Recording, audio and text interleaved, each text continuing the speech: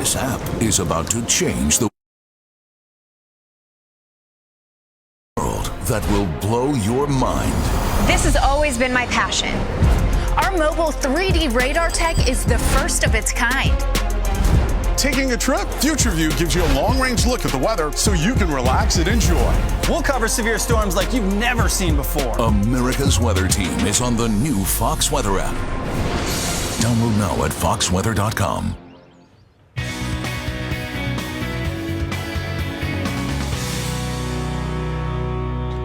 Good morning, everyone, and welcome to Fox Weather. I'm Jason Fraser. And I'm Britta Merwin. We're so happy that you're here. We're so excited to welcome you for the very first time to America Weather Center. So it's very exciting. We have a new home for you right here for all things weather.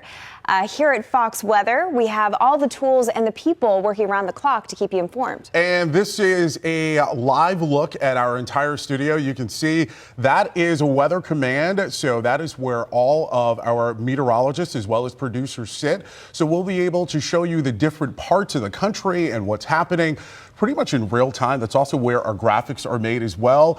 Jordan and Jeff wave to the camera along with Stephanie as well. There you go. That's a part of, they are an integral part of our team here at Fox Weather. Yeah, and here at America's Weather Center, we're just happy that you're a part of our Fox Weather family. So come on in, grab your coffee, grab your tea, and join us for the next 6 hours for a great start to your day. And as the morning progresses, we're going to show you also different parts of the studio. And we also have a few important guests that are going to be stopping by. So we have a very busy day to kick us off. So let's get right to it.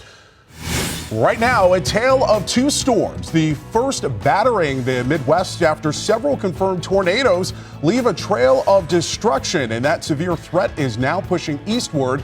We're tracking who is most at risk and what to expect. And the second storm slamming the west, record rainfall totals, heavy snow, strong winds, and so much more. So when will residents finally get some relief? Plus, the Northeast is bracing for a possible nor'easter. It is Monday, October the 25th. And thanks so much for watching Fox Weather Sunrise.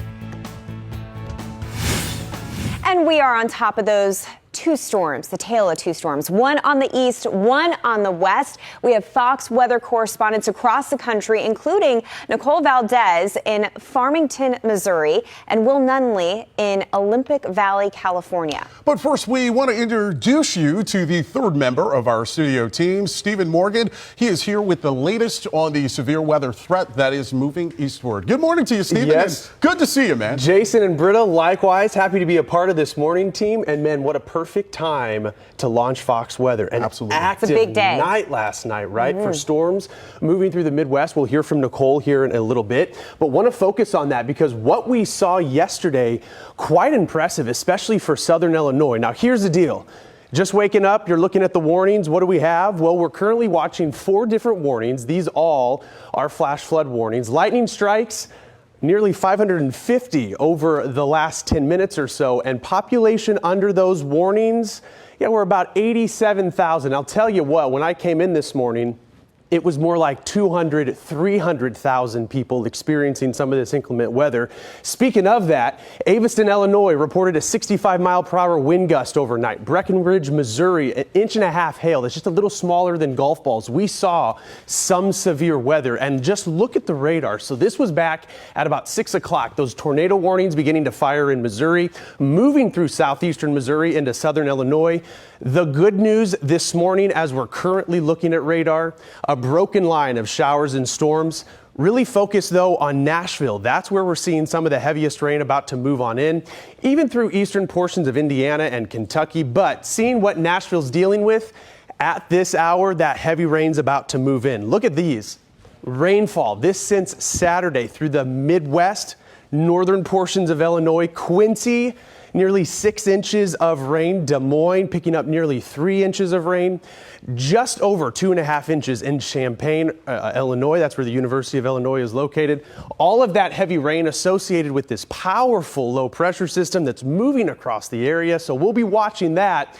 Really today, this is the focus for today's potential severe weather. From Charleston down to Roanoke and Raleigh, Richmond down to Charlotte. That's what we'll be watching as these storms do move to the east. We should see see them continue to weaken some, which is the good news. But later this afternoon, we could see maybe some of that instability develop, and those storms could fire once again, moving through Ohio, even into portions of Virginia and North Carolina, something that we'll be watching very closely. Jason. All right, thanks so much, Stephen. And that is the sound of tornado sirens blaring in Meadville, Missouri. Overnight, the National Weather Service confirming several tornadoes from Kansas to Missouri. Fox Weather correspondent Nicole Valdez just arrived in Farmington, Missouri, where the damage is still being evaluated this morning. Good morning to you, Nicole. The wind is still blowing out here this morning, and if the scene behind me is any indication, this is going to be a really tough morning for the men and women who call this Farmington, Missouri area home. Obviously, it is still dark out, so let me step out of the way and paint this picture for you. What you're looking at right behind me is a barn that looks completely leveled. This is an area where volunteer firefighters tell me they got their first call around 8:45 last night, and you can see the amount of debris just scattered across this field here. It looks like there are actually two barns in this area that seem to be completely destroyed. The local fire department telling me they believe at this time at least 25 homes were extremely damaged, but they know that could change once the sun comes up out here. Now, to my right, I actually want to point out utility crews are standing by. They are likely planning to restore power to this neighborhood, which looks to still be out. But really, this tornado sliced across different portions of Missouri. That includes northern Missouri. We even saw many strong storms in the St. Louis area overnight. The images out here impeccably tough to see, but overall, the fire department here says things could have been worse. As of this morning, they have not heard of any reports of any serious injuries to anyone in this area, which is really good news. Just taking a look around here. Now, as we wait for the sun to rise, for people to wake up, come out here, assess their damage, and really decide what the next steps are they need to take, whether they need to start cleaning up, calling their insurance companies. A lot of work left to be done out here in this neighborhood after this clearly devastating tornado. Yeah, Jason. pretty surprising, just looking at that damage, Nicole, that no one was seriously injured. Nicole Valdez, live for us in Missouri. Thank you.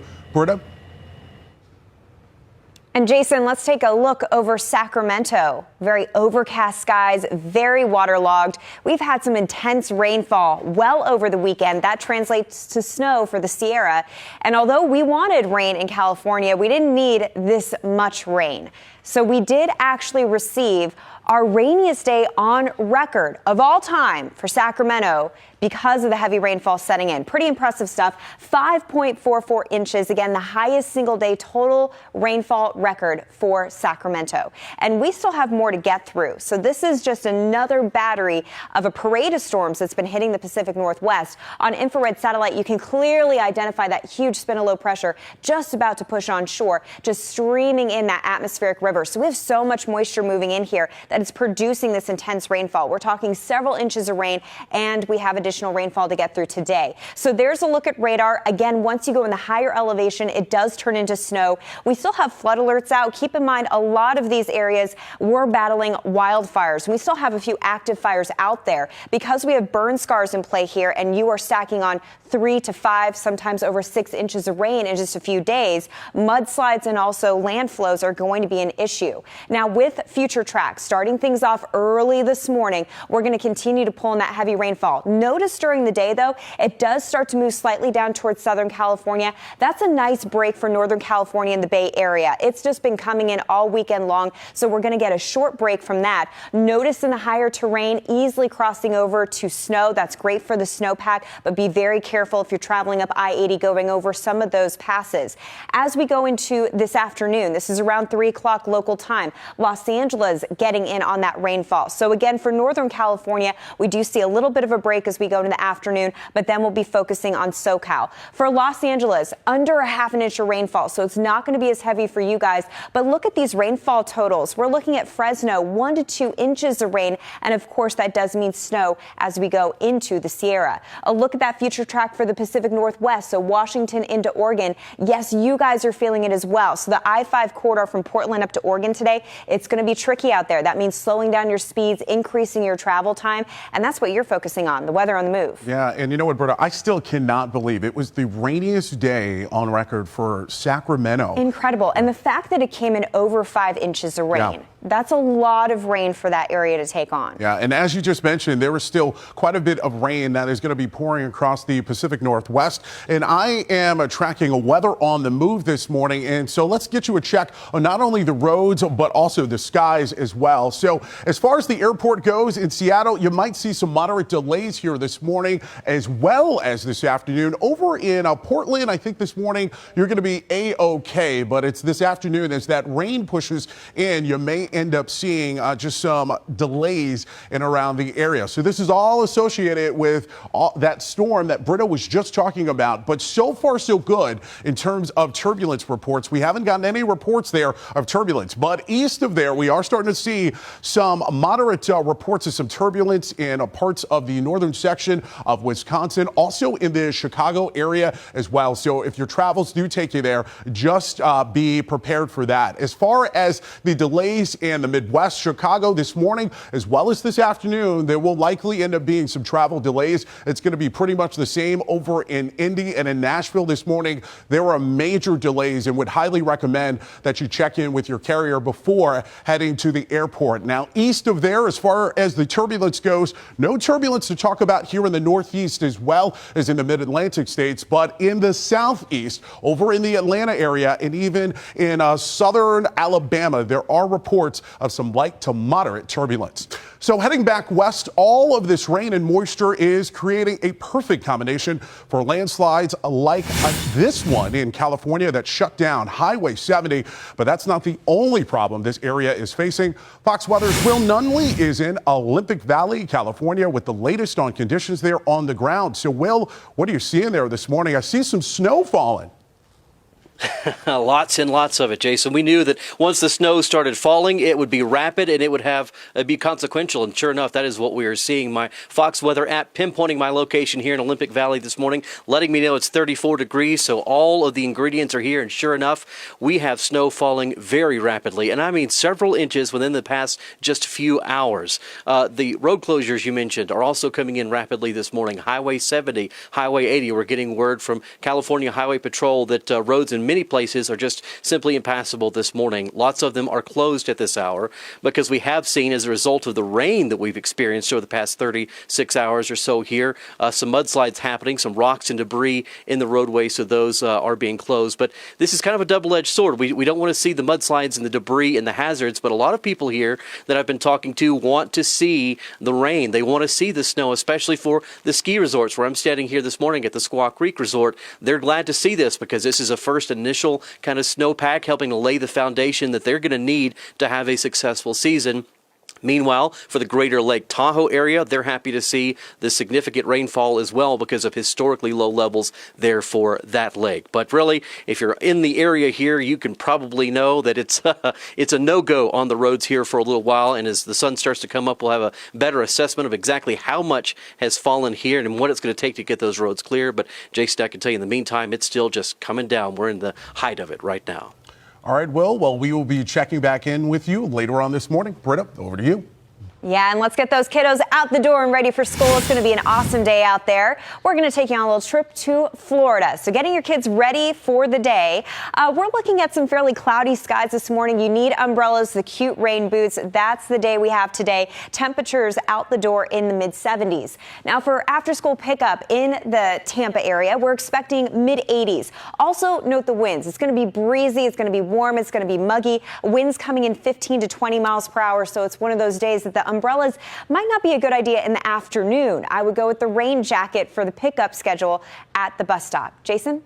Well, Britta, we had talked a lot about all of that moisture that was moving over not only parts of California, but also parts of the Midwest. And as a result, we are tracking a number of power outages, including 109,000 in California with 52,000 this morning in Washington State. And that is not the only place we are seeing power outages this morning. Over in Illinois, about 11,000, and over also in parts of the Midwest, we're also seeing some other power outages outages. I want to zoom in here. San Mateo County this morning has the highest amount of power outages, about 27,000. And just north of there, over in King County, that is where Seattle is. We're seeing about 33,000 people without power outages. And earlier this morning, we did see quite a few people in the Missouri area that were without power as well. And just east of there, northeast of there, overnight, we did see quite a bit of people without power. But slowly but surely, Britta, they are gaining some power in Illinois. Good to hear, Jason. Well, some trouble on the seas for one cargo ship in the Strait of Juan de Fuca. Strong winds blew the ship off course, and it knocked about 40 containers overboard. To make matters worse, a fire was also reported on board, but it appears that has burned itself out. Some bad weather in the area is making it very difficult to actually get to the ship, but officials, including the Canadian Coast Guard, are monitoring the situation in case weather causes the ship to move from its anchored position. Now, Jason, 16 crew members have been rescued and taken on shore. 5 are remaining on board to watch the vessel, keep an eye on the weather, and also the fire situation. Now, there is still a lot of active weather that is out there. We just got this video from Jessica Lynn Farmer of a funnel cloud in Missouri. If you have any photos or videos that can better tell the weather story near you, do us a favor and share them on social media, Facebook, Twitter, as well as Instagram, using the hashtag FoxWeather. And coming up, we're keeping an eye on the severe weather threat that is tracking east. We've got the latest on the forecast and the cleanup effort that's underway. Plus, the Northeast is bracing for a possible nor'easter. It is a busy week here in America's Weather Center as we take a look right now over New York City. Thanks for joining us here on Sunrise. We will be right back in 2 minutes.